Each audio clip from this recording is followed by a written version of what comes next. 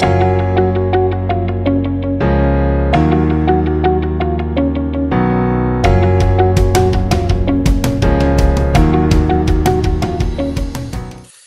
afternoon, everyone. I'm Paul Benwell. And I'm going to unmute myself. I'm Sophie Caesar, and we're very excited to be hosting our first ever PBA A Year in Review. We've been very fortunate over the past year to host over 40 interesting and diverse companies. This week and over the first few weeks of 2022, we will be showcasing past presenters, highlighting their accomplishments of 2021 and what they have planned for the next 12 months. Over the last few weeks, we have also reached out to colleagues, financial professionals all across Canada to bring you a list of their top picks for undervalued, oversold, tax loss stocks to watch. We will be putting out this list in the next coming days. Now to today's presentations. Sophie? Thanks, Paul. The format will be a little bit different today. We'll begin with an update from Dr. Lisa Crossley from Reliq Health, followed by questions, and then Dr. John McGraw will present from Izotropic, and then Q&A. And as always, I ask that everyone ask their questions in the Q&A box at the bottom or in the chat. All right, welcome. Hi, Lisa, how are you? And John, nice to see you again. We're looking forward to your presentations. Everyone, please be sure to stick around for both of them, and we'll have more information on upcoming webinars at the end. So Lisa, whenever you're ready, you can go ahead. Thank you. Okay, thanks very much for having me. I will just, as a caveat, mention that I am in my son's room because there are so many people working from home and studying from home right now. And so if you see a bunch of lightsabers in the background, they are not mine. I'm just going to quickly share my screen here.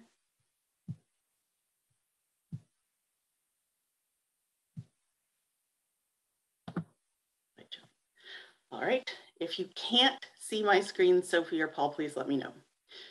Welcome to Reliq Health Technologies 2021 Year in Review.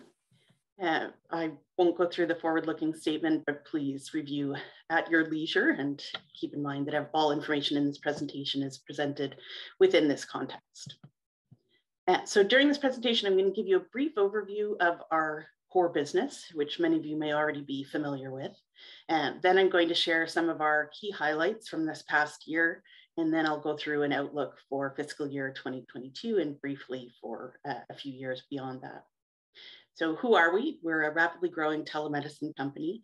Our business is primarily focused in the US, and we provide virtual care software as a solution, software as a service solutions rather, to the rapidly growing virtual care for chronic disease management market.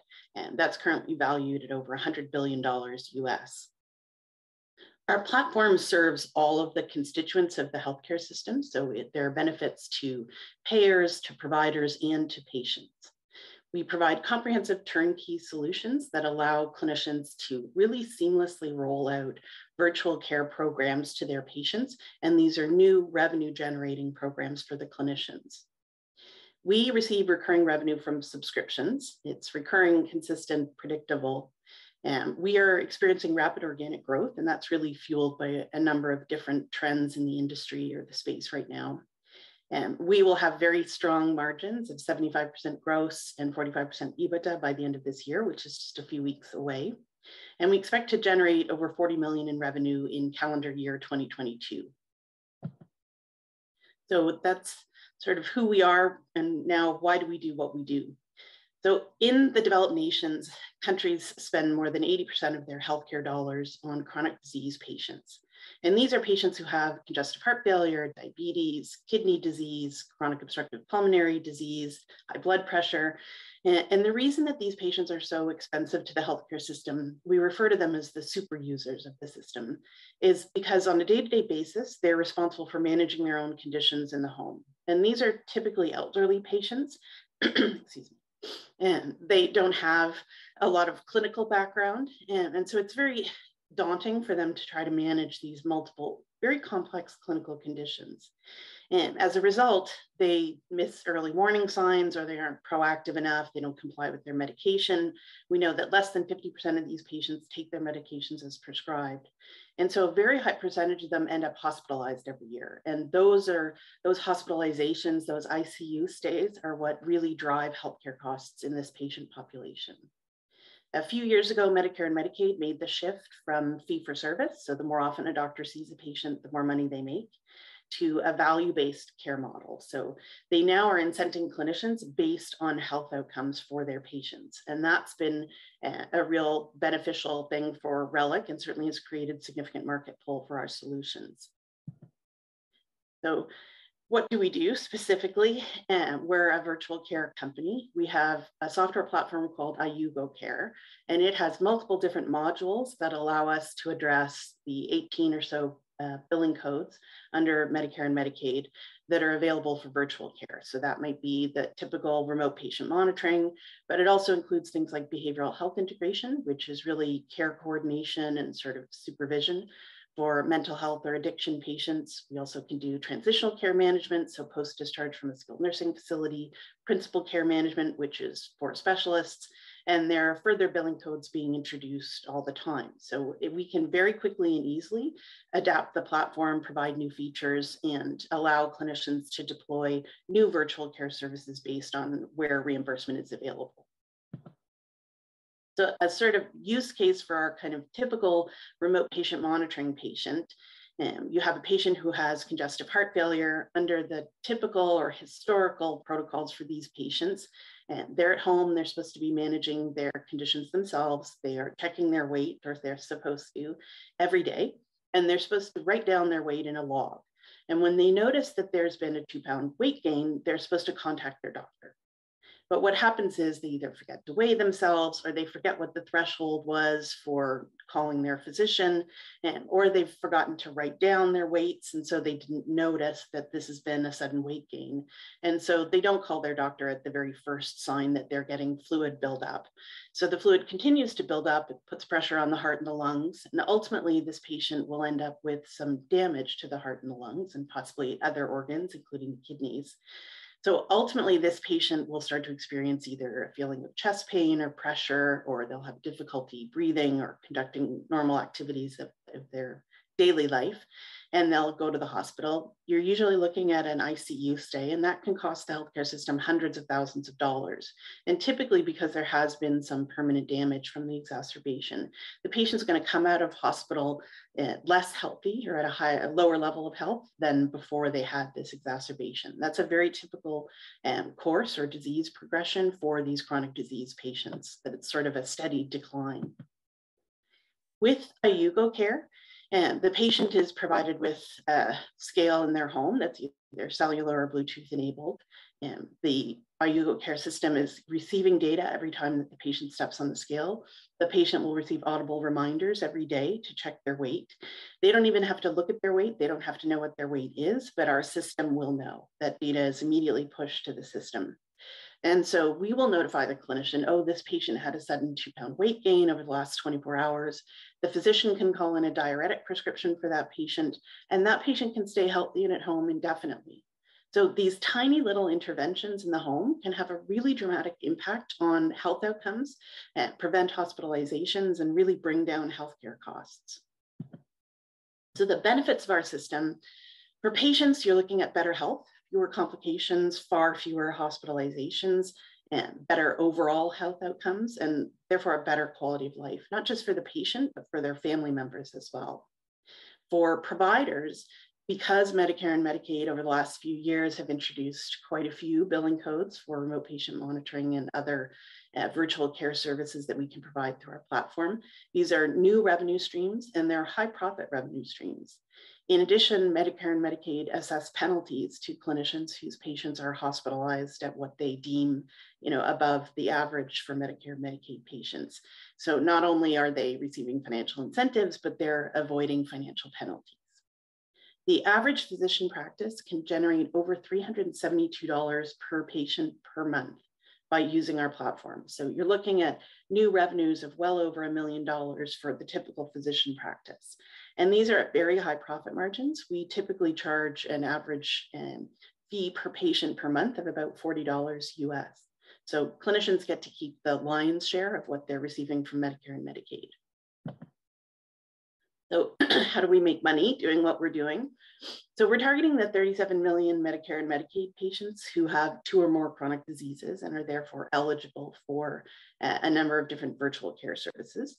That number will increase next year as Medicaid and Medicare are introducing additional billing codes that will cover new conditions.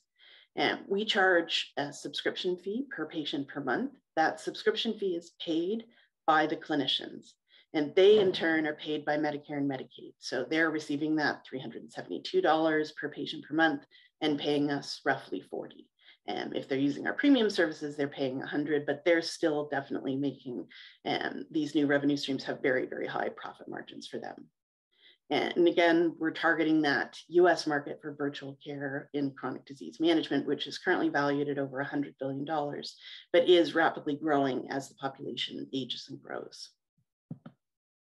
So this past year in review, and the last 2 years have been quite a wild ride with the pandemic. For the first half of this past calendar year, and we were really kind of treading water. Our business was pretty severely constrained by COVID. And most of the clinicians who had either already signed contracts or were interested in using our platform were just too focused on dealing with urgent care patients who had COVID. And so their practices were mostly closed and their focus was purely on those COVID patients. As the vaccine rolled out in the United States, we saw a real fundamental shift between the first half of the year and the second half of the year. And so starting at really the very end of June of 2021, clinicians started coming back to us and saying, you know, I've kind of put my chronic disease patients on the shelf for the last 18 months, and that hasn't worked out well. And so I need to get back to normal operations and focusing on providing proactive preventative care to my patients.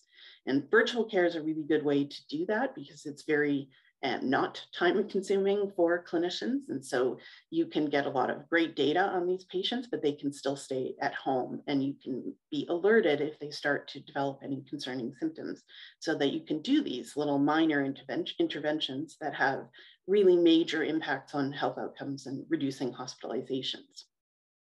CMS has increased their reimbursement levels. When we started in 2018, the average physician could make $59 per patient per month using our platform. They can now make $372, but even at the beginning of the year, that value was $315. So it's increased very steadily, and Medicare and Medicaid have already said they're going to increase the reimbursement levels again next year.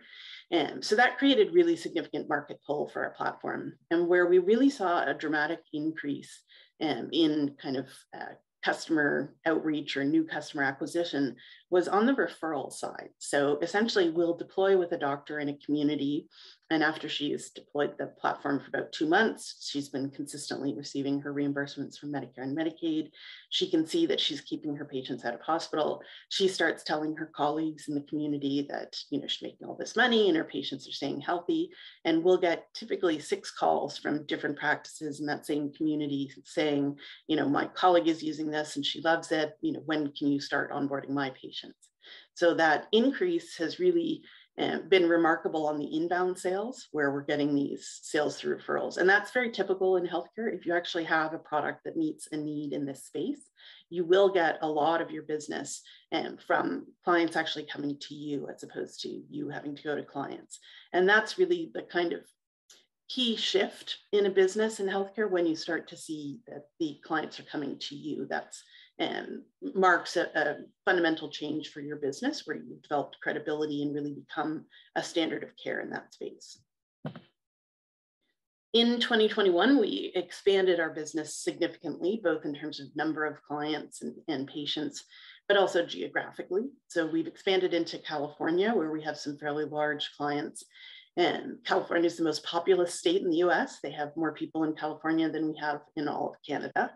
And we've also expanded into Puerto Rico, which is a really interesting space for us. There are 2 million patients there who basically all have some issues with chronic disease. So they have a very, very high rate of chronic disease past a certain age in Puerto Rico. So there's a large patient population for us there. And we also, one of the referrals customers that we acquired is in the US Virgin Islands. So we're deploying with remote health clinics in rural and remote health clinics in the Virgin Islands. And we've expanded our IZO platform. So as I said, we can continuously expand the core platform to include new modules based on new reimbursement codes that are introduced. And we expanded it to include HIV and hospice care, and also care through specialists for orthopedic patients, cardiology patients, and nephrology or kidney patients. We've signed contracts with clients who have over 200,000 patients. And this is not just contracts, these are contracts plus implementation plans. So we have quite a few more patients than that 200,000 who are covered by contracts. But these 200,000, we've also signed implementation plans with their providers, their care providers. So we know that these patients will be onboarded at a certain time, a certain number of them. And we know that by the middle of 2023, so roughly 18 months from now, all 200,000 will be onboarded, which translates to annual recurring revenue of about 120 million Canadian per year. In the most recent quarter, which was really the first quarter of the second half of the year, the first point at which our clients were really coming out from under COVID, and we were really experiencing the growth we'd anticipated post-pandemic. And we were able to increase sales by 192% to a little over 1.6 million. And we did that at a gross margin of 72%. So we're very close to our target margin of 75%. It's definitely an economies of scale business. So, the more clients we have, the more patients we onboard, the higher the margins we'll get. And we achieved a positive adjusted EBITDA, excluding non-cash expenses. I'm not an accountant, and so I always tend to think about operating the business in terms of cash in and cash out. And that's what's sort of most important to me. That's the kind of thing that determines whether or not you need to do a raise. And so getting to that positive adjusted EBITDA, excluding non-cash expenses, is a real positive for us, because it means, as we've said before, that we won't need to do a capital raise to hit any of our upcoming milestones. So our forecast for 2022, in the upcoming calendar year, we expect to be cash flow positive in Q1, so the first quarter of next year. And we expect that we will have hit the key milestones, including share price, to be able to uplist to the NASDAQ late in 2022. And we are going to be leveraging the new billing codes that Medicare and Medicaid have introduced. There are 5 new billing codes that will allow for virtual care for patients with musculoskeletal disorders and with asthma, and will allow patient self-reported data. So from asthmatics, things like I'm still waking up in the night to take my rescue medications, and other more subjective measures, but that are tied really closely to risk of hospitalization for those patients. So that will expand our patient base, our total addressable market, our target patient population, to over 50 million patients. So it's quite a substantial market for us in the US alone. We expect to achieve those 75% gross and 45% EBITDA margins, which are really very compelling margins for healthcare. If you look at sort of a Teladoc or a Livongo, they have single-digit EBITDA margins, and you really want to keep an eye on that particular metric for companies in healthcare, because there are changes in healthcare. Sometimes global pandemics happen, for example, and companies that are operating at single-digit EBITDA margins are really kind of on a razor's edge. There's not a lot of room there if market conditions change and there's less demand for their products. And we expect to generate revenues of over 40 million next year. And we expect to achieve all of our milestones without a capital raise, as I've said before. Our long-term forecast.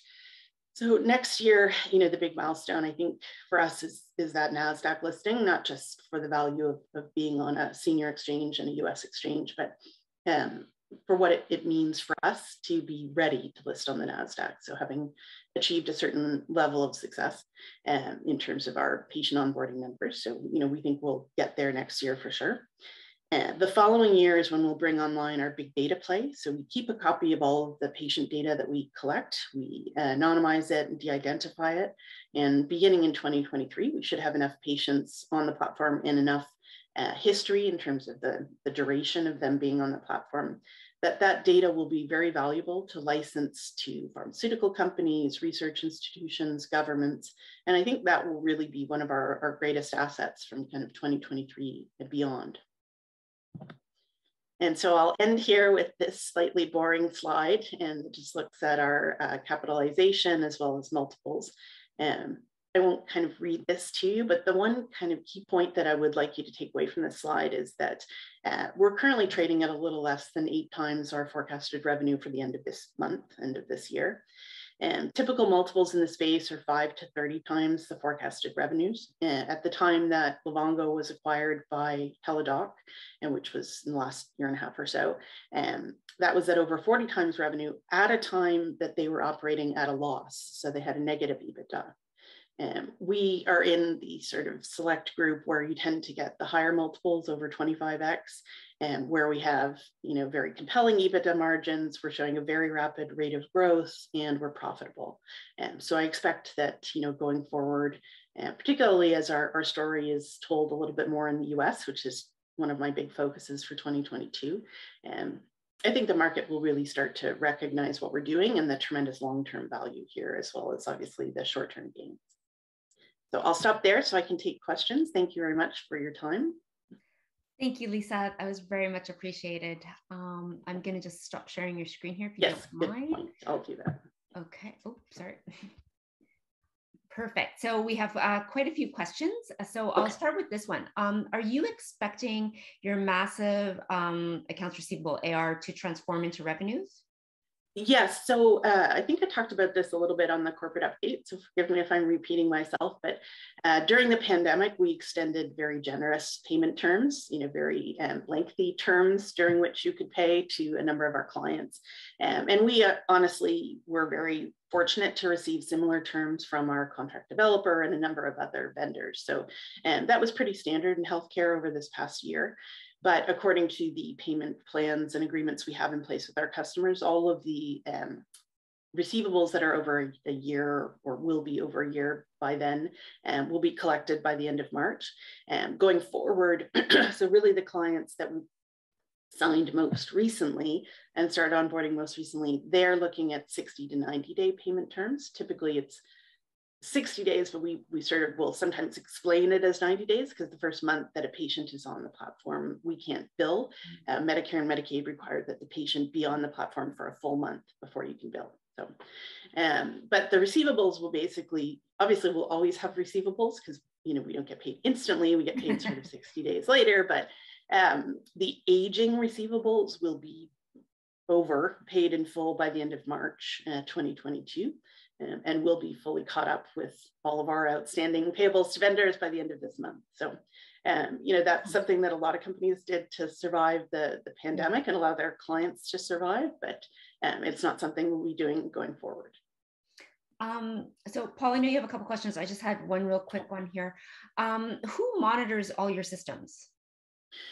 So depends on how you mean that. So who does the clinical monitoring? It's largely automated. So it'll do this automated triage and say, these thresholds have been hit. We need to alert the clinician. That alert goes to the clinician's office. Okay. They're not getting alert fatigue. We're not alerting clinicians about every patient every week. It's actually, an infrequent event, but the point is that when those events happen, the early interventions make a huge difference, both in terms of health outcomes and healthcare spending related to hospitalizations. But it is the family doctor's office who does the monitoring, but the monitoring is not that they check on those patients every day or they log into the system every day. It's that they'll receive an alert on the app on their smartphone when that patient needs some intervention. And the intervention is usually in the form of a new prescription. So it's a very minor intervention from the clinician's perspective. Doesn't require a lot of their time, but it's a very major intervention in terms of the impact it has on the patient. So then I'm guessing the whole, the platform is actually serving in helping the shortage of healthcare professionals that we have right now? Yeah, I mean, that's a huge issue. A lot of healthcare professionals are both afraid of getting COVID in, the actual inpatient setting, and kind of sick of the way that people have been treating them in the inpatient setting during the pandemic. So we hire care managers who can be anything from a certified medical assistant to nurse's aide to a registered nurse. And when we posted the last 5 positions, we had, I think, over 500 applicants, including really overqualified nurses, because you can work from home when you do that position. Most of what our care managers do is log into a patient's chart and just make sure care plans are updated. If a patient isn't collecting their data, we can provide either automated phone calls to remind them, or an actual in-person phone call. If they're doing an annual wellness visit soon with their physician, we can do the pre-visit questionnaire to collect the health data history. And so we handle sort of administrative kind of patient care for the clinician's office. But we see a huge number of very qualified medical professionals who want those jobs that are not direct patient contact. Yeah. Excellent. Paul? Dr. Crossley, does the big infrastructure bill that Biden is putting out there, does that help you in any way? I mean, because it's very wide ranging. It's not just building bridges. It's like all kinds of things. Yeah, I mean, it helps in that kind of, capital infusion into the economy generally helps everybody. Rising tide floats all boats, or whatever that expression is. There's not a lot of infrastructure involved in what we do, but we've definitely seen, both under Trump and under Biden, that Medicare and Medicaid have consistently increased very significantly. I mean, there's been an over 500% increase since 2018 in the amount of the reimbursements that they're providing for virtual care. So Medicare and Medicaid have recognized that for every $1 million they pay clinicians to incent them to use a platform like ours for virtual care, they save $18 million that same year. So it's an over 95% or roughly 95% cost savings for Medicare and Medicaid. So the ROI is ridiculous, frankly, for Medicare and Medicaid. So when we're, kind of stepping back and looking at it, we're all kind of saying, why didn't we go to med school? Because you can make a ton of money by being a doctor in the US and just deploying virtual care. There's really significant incentives, but the rationale behind that is that this is what's really going to make Medicare and Medicaid sustainable in the long term as the population ages and grows, and as more of us live longer, but with more chronic diseases. So I think that trend is very likely to continue. And we've certainly seen that they've already stated that in 2022, they're going to increase the budget for virtual care. They're going to add 5 new codes that are called RTM codes that encompass very significant, very large patient populations. And they're going to increase the size of the existing reimbursement amount. So, that budget comes from somewhere, but I think it's justified based on the significant ROI they get on that investment. Okay. Just a couple more, 2 quick questions. Who is your competition, or do you have any competition that's similar to you? If you Google remote patient monitoring, you will pull up tons of companies. And if you go to their websites, what you're going to see are very pretty pictures of, a 65-year-old woman in full makeup with her hair done, sitting on a, white leather couch with a tablet and using the app to enter her data. Those platforms tend to have less than 10% adherence. So even if they deploy with the patient doesn't continue to use it for very long. It's a very kind of deceptive picture of what the typical patient looks like. So the Medicare and Medicaid patients that we deal with are typically 75 and older. A lot of them live in remote and rural communities. They may not have internet access in their community, period. And very few of them will have internet access in their home. We can collect data from these medical devices over the cellular network, so we can work even in the fly-in communities in Northern Ontario, where the First Nations reserves have no conventional internet access and pretty spotty cellular service. And the patients that we're dealing with, they're on average 75 and over. They have multiple chronic diseases. They have visual acuity and memory issues, and they're not tech savvy, they are way past tech phobic. So they're not going to use an app on a tablet. We've seen in pilots, even TELUS has done them up here in Canada, that when you deploy with that kind of approach, the app on a tablet, for the first week or two, you get very good adherence while the patient's adult children come over and help out. And then after that, the patient either forgets to charge the tablet, forgets where it is, forgets their login info, or just loses interest. And so we provide, from the patient's perspective, a really low-tech patient experience, but very accessible for patients who have memory issues, visual acuity issues, literacy issues. And a lot of Medicaid patients are living in low-income communities. They have challenges that aren't reflected in that very nicely coiffed woman on the white leather couch and the other websites that you see. Certainly we have lovely apps that clinicians can use, and if we had a younger tech savvy patient, they'd be welcome to use that. But what we find when we're out in the community, to sort of finally directly address your question, is there are no competitors. We're not coming up head to head against anybody. And that's not just when we sell to individual physicians' offices. That's when we're talking to multi-billion-dollar multinational companies who are looking for partners for RPM in healthcare. And that's when we're talking to large managed care organizations that have 2 million patients. And there just isn't another platform that's as comprehensive as ours, and that also was designed for the, community. Historically in healthcare, all of the budget's gone to the acute care space. And if you're designing something that a hospital is going to use, it's typically a very heavyweight layer. It's a very complex software, and you're relying on the hospital's IT team of dozens of developers to not only implement the platform, but to support and maintain it. And that won't work in the community. The doctor's offices, the skilled nursing facilities, the home health, they have no IT team. They have somebody's nephew who comes in and reminds them how to reset their passwords, but that's about it. So you have to design a platform that's incredibly intuitive, that's very lightweight and easy to use, a low-tech patient experience, but that gives them, gives the clinicians all of the data they need on that patient. So from the patient's perspective, it's super, super simple, but from the clinician's perspective, it's powered by really significant, current technology. And that's what we've built. And that's very unique in the space. So, we don't expect to own a $100 billion market forever, but I think in healthcare, that first to market advantage is very sustainable. And if you look at, for example, the electronic medical record providers, there's 2 who have kind of 80% market share. And if we need to provide or to share a little bit of a $100 billion market with other companies, we can do that and still do very well by our shareholders. But we have over 3 years of clinical data showing that our platform works, and we have over 3 years of reimbursement data showing that our clients get paid. So any new entrant into the market is going to need a couple of years of that kind of data before they're going to be credible enough to, sell to any of the larger customers that we're working with now. So we've got a pretty good head start. And I think we've got a fantastic platform. Rarely in healthcare do you hear clinicians say, I love using your product. And Cerner and Epic will tell you it's more, I absolutely hate this. Why can't you make it more user-friendly?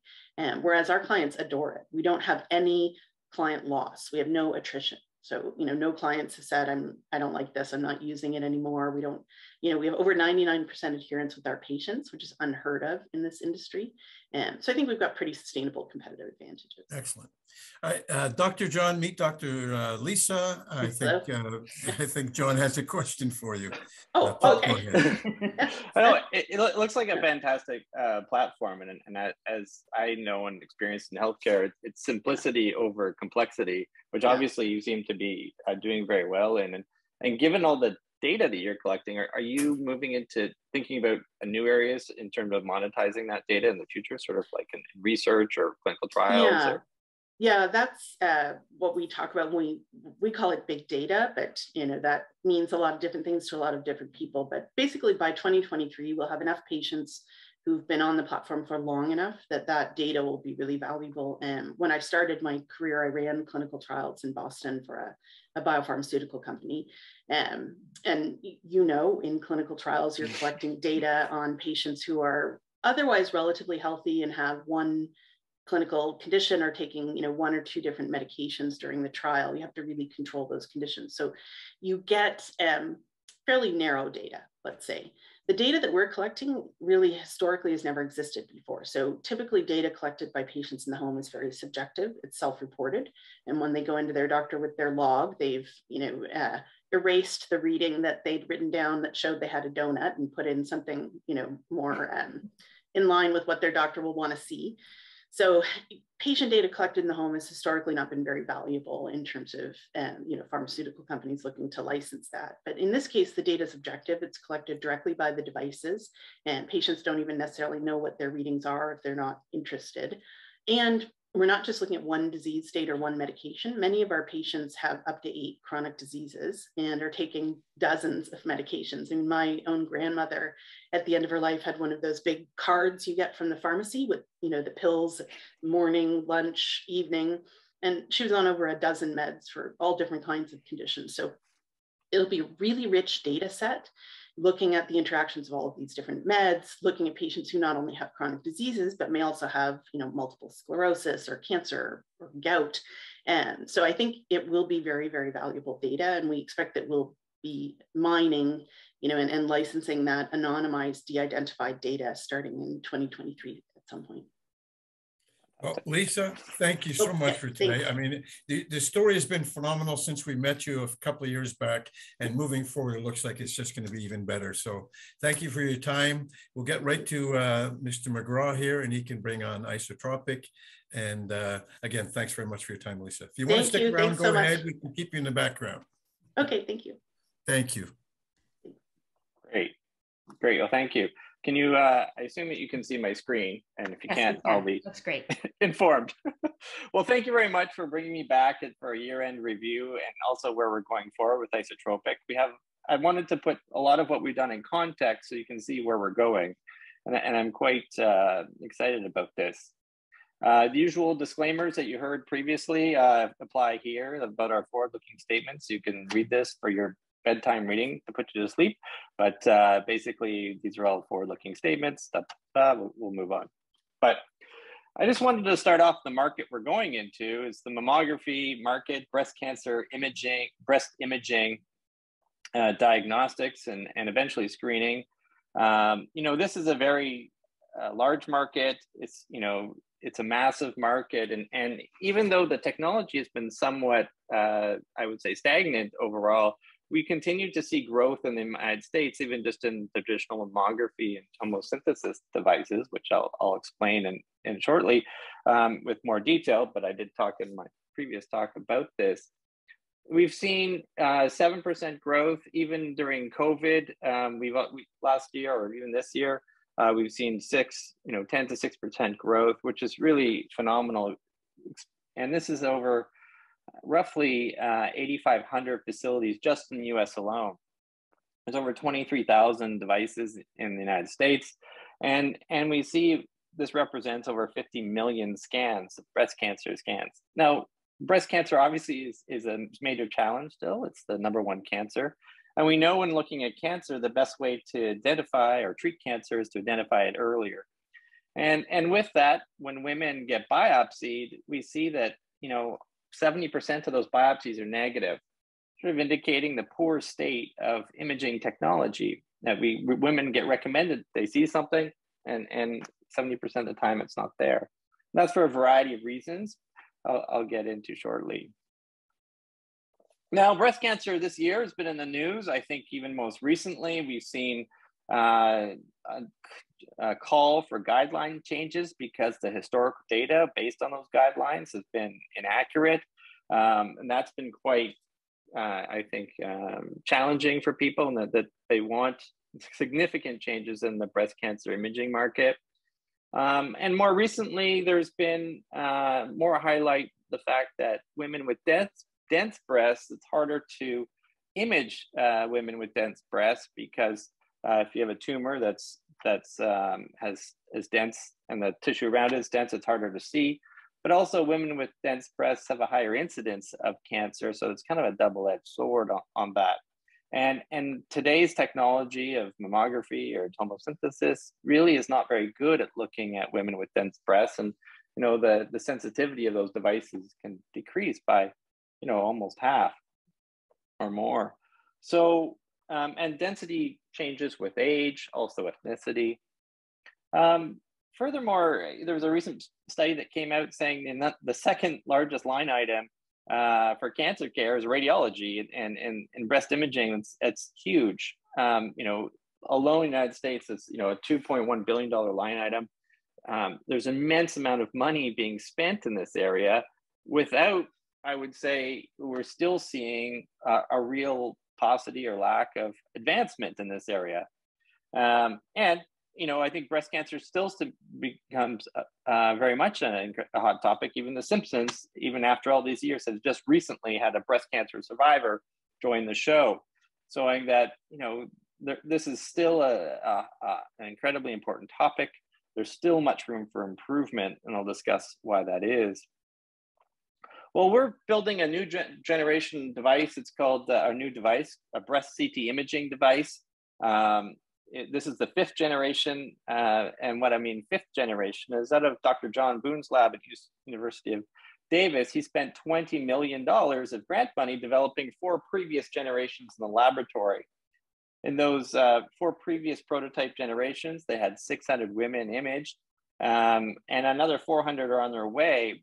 And Izotropic has licensed the technology, all of that IP, and developing a more of a commercial unit to take to market through clinical trial pathway. The device on the right is a representation of that, and I'll explain more in our milestones why that is. But essentially what we're doing is we're combining with a well-established CT imagery combined with breast cancer imagery to make a superior platform called breast CT, so that we don't compress the breast in mammography, where traditional mammography with women, there has breast compression. And when you compress the breast, you can't do things like add contrast. And contrast is a well-established agent to identify cancer, because cancer is a growing, metabolically intense cell growth that requires energy, and the body delivers energy with blood vessels. And so you generally see more blood vessels around tumors than around the surrounding tissue. So when you image blood vessels that are clumped together, that's generally where tumors are. And that's a lesson on contrast. But when you have mammography, which compresses a woman's breast, you can imagine putting dye in like an orange and compressing that, the dye goes everywhere, so you can't image properly. So in this device, we have a woman. She lies down on a table, puts herself down on the table, and 500 images are taken in about 10 seconds. And after that, you can get up and go. And it's very little input from the technologist. Whereas today, typical mammography, a woman's breast gets handled. They get put into a vice-like grip. And for diagnostic mammography, that they take about 8 to 12 images sequentially, which can take 45 minutes. And so that is something that we're really pleased about, and we've got a lot of positive feedback from various groups of why this would be such a fantastic device. But if we look at the devices today and the categories today in which a woman's breasts would get imaged, we can look at this mammography device here, which has been around since the early 80s. There's a new device called Tomosynthesis Device, which moves the detector or the emitter 15 to 50 degrees to get you a little greater depth of the field. That mammography device I talked about is just in 2 dimensions, so it's sort of like an X-ray. The tomosynthesis moves it back to give you about 15 to 50 degrees depth of field, or you can go into ultrasound after tomosynthesis or mammography to determine if it's a mass or a cyst. But the only real 3D imaging devices are something like an MRI, which is $2 to $4 million and 45 minutes to an hour in a tube, requiring an all-female technician group to have a woman do a breast MRI, and whole body CT, which is less resolution than a dedicated breast CT. Plus, there's a lot of organ systems that you may not want to put consistently put radiation through for routine imaging, such as heart, lungs, aorta. So we're building a breast CT imaging device for this breast CT imaging category. We're the only public company doing that. We'll have true 3D imaging. We have no compression. And why that's also important is women with breast implants, that compression can cause those implants to leak. It's safe, it's effective use of contrast. The technician doesn't have to handle the woman. It's very little time, probably end to end. It's probably 8 to 10 minutes in a clinic versus 30 to 40. We can measure density extremely well because CT is well established at measuring density. And so that's something the FDA is starting to require as of 2019. Get a high throughput, clinics can make more money. So we're kind of positioning our product sort of the price a little higher than a tomosynthesis product, but not quite as an MRI. So better imaging than an MRI, but a price closer to tomosynthesis. Just to review some of the imaging so you can see for yourself, not that we're all radiologists here, but on the left is a typical mammogram. This is all the same breast. In the middle is a tomosynthesis, a little better imaging. And in the middle is this 3D imaging of what we have on our 4th generation device with the contrast. You know, I think you can see where these tumors may be and that they're sliced in X, Y, and Z plane. But I'll just show you a quick video of this and why this is so attractive. We can see these in all dimensions. This is a reconstruction of these 500 images. And keep in mind, this is this radiation level equivalent to about 2 views of mammography. We expect that that's what we're expecting to come in at. Where women, remember, in the diagnostic mammography, we see up to 10 to 12 views. So we're significantly below what a woman would normally get in radiation to get this type of imagery.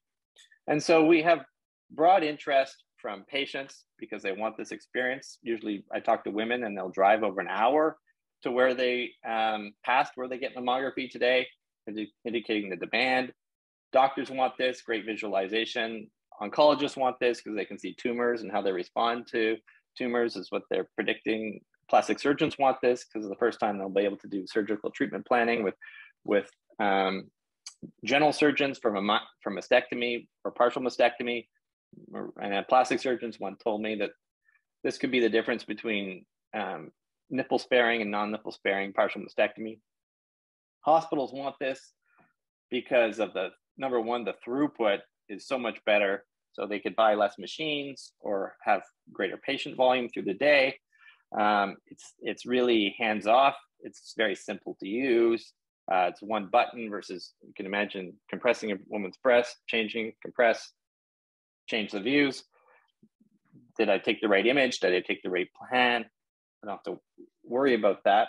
And insurance providers, we've been discussing, are interested as well because 70% of biopsies are negative at over $3,500 a biopsy. Those are things that they view that they may ameliorate or reduce that expense line, but also subsequent imaging. There's tomosynthesis.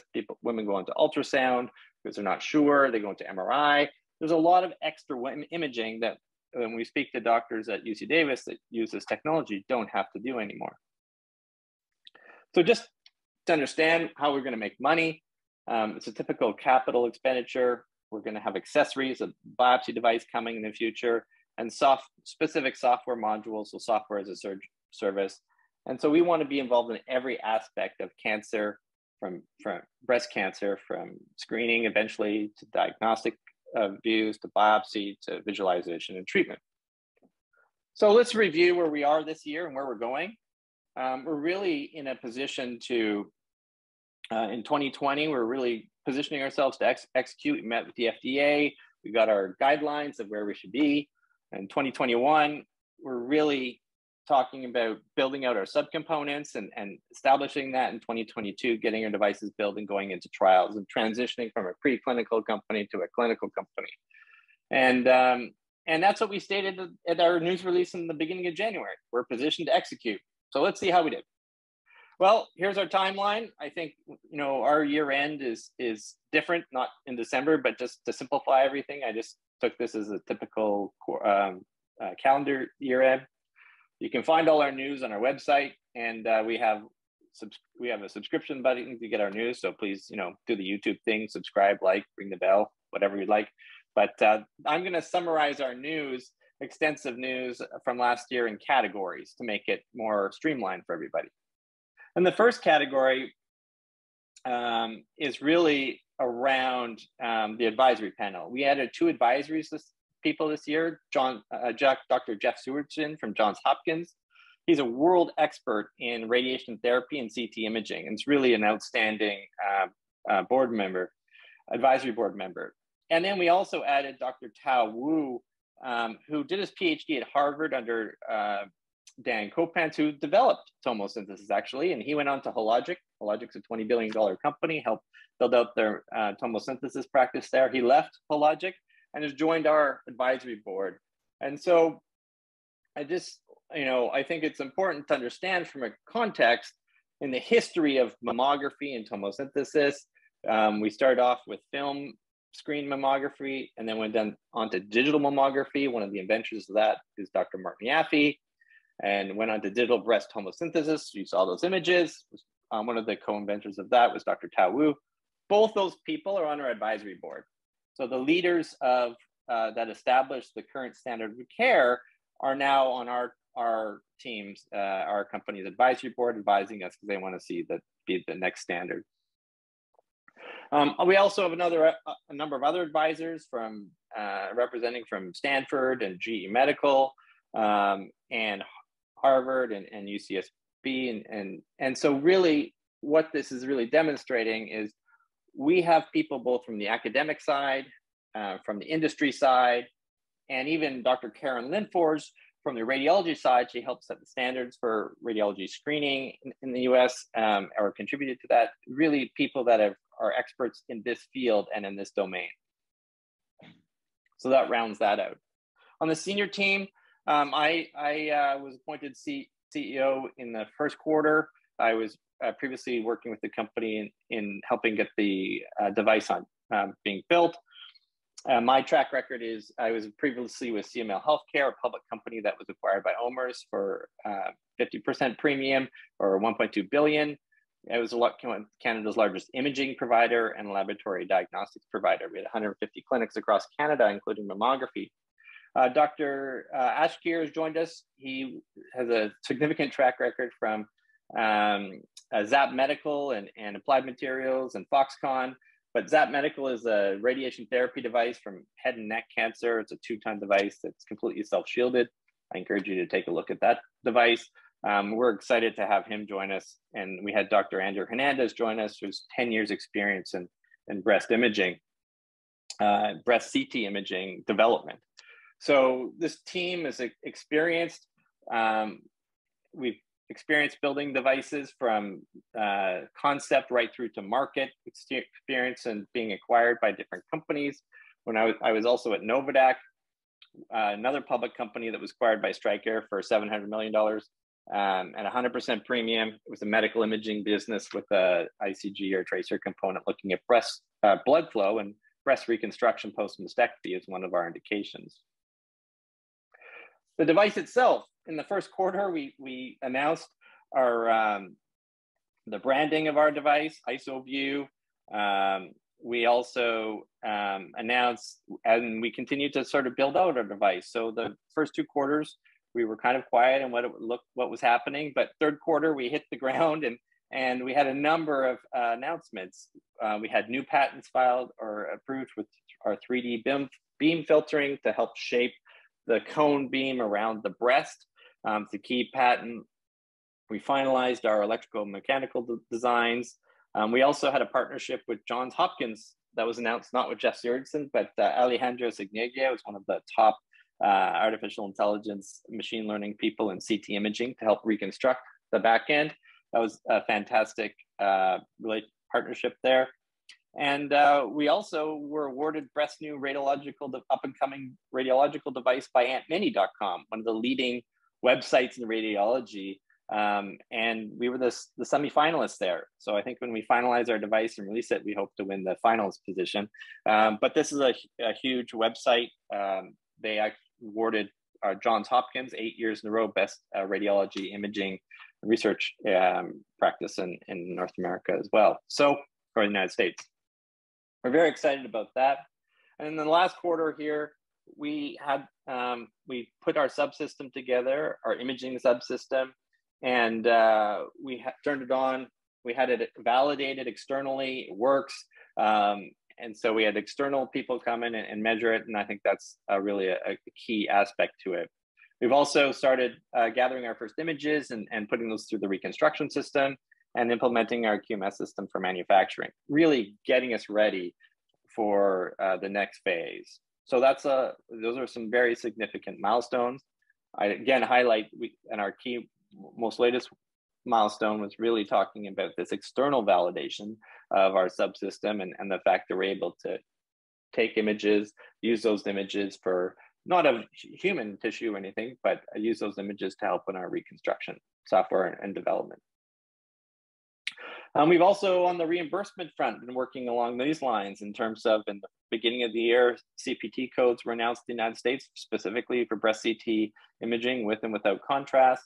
We engaged with an external partner, Site International, to help us with both bringing in experts together, including the top insurance groups, and giving us advice on how we're going to either modify or add to our trial to make sure we're collecting the right data and position our product for reimbursement. Coming up, we're looking at completing our industrial design. What you saw before was just a concept. We have a lot of really great features we're very excited about. We've spoken to lots of women. We've put them through a usability. We have lots of features, I think, that really want to make this a friendly medical device, one that women feel comfortable approaching, but feel comfortable putting their own breast into a cup, and really empowering them to be part of their own care. We've also, at our fourth quarter, going to be in fabrication and selecting our sites. I've stated previously, we've had a number of world-class hospitals and institutions reach out to us actually to help to participate in a clinical trial, not the other way around. I think that's a very good sign that people are reaching out to us for these trials. So what's coming up in the future as we're building these devices, and what's going to be happening? Well, I think on the device side, we're going to complete our reconstruction software. On the software side, we're going to build our first device, certify that, and as we move into the second quarter, build clinical trial devices and ship those to our clinical trial sites. We have to select those sites.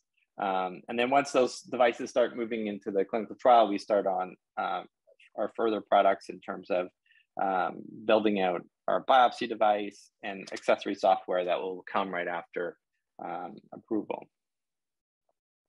On a regulatory front, we're continuing our ongoing discussions with the FDA. We started them back in November 2020.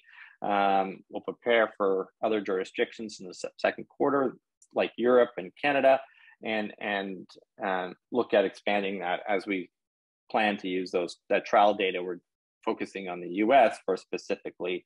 We'll be able to use that for other countries as well. And from our clinical study, also, as we transform into a company that's really has in clinical trials versus a preclinical company, that's a considerably a value creation step. We're moving into selecting our CRO, selecting our sites, and shipping our units, and starting the trial by Q2 of next year. And starting those activities. I think that's a very important set of activities and one we feel very good about.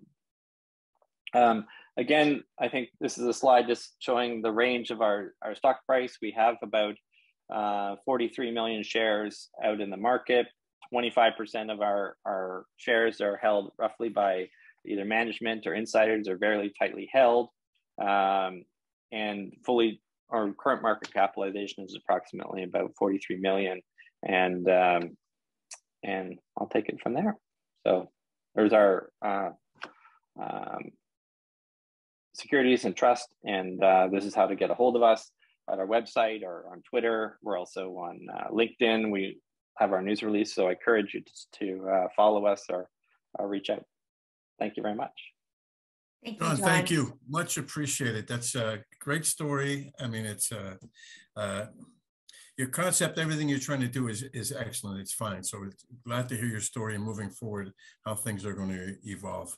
We do have some questions for you, so we'll get into those right away. So we have one here, John. What's your strategy when you're going to go up against these legacy monster companies that probably don't want to see you break into the market?